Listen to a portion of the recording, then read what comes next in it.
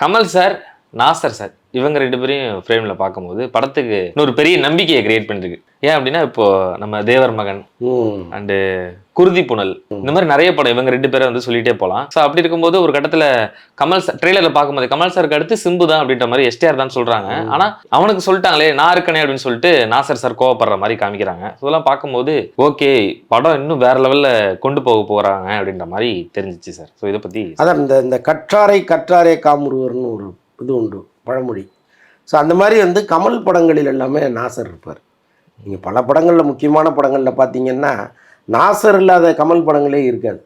நாசர் வந்து எவ்வளோ பெரிய ஆக்டர், அவர் எவ்வளோ பெரிய ட்ராமா பின்னணியிலேருந்து வந்தவர் அப்படிங்கிறதெல்லாம் கமலுக்கு நல்லாவே தெரியும். ஸோ அதனால் இன்னொன்று கமலோடு ஒருத்தர் சேர்ந்து நடிக்கணும்னா அவர் எவ்வளவு பெரிய பயிற்சிக்கு பிறகு அங்கே வர முடியுங்கிறதெல்லாம் இருக்குல்ல. ஸோ அப்போ நாசர் மாதிரி ஒருத்தர் இருந்தால் தான் அதெல்லாம் எலிவேட் பண்ணி கொடுக்க முடியும். ஸோ அதனால் அதுவும் ஒரு பொருத்தமான கேரக்டராக இருப்பார்.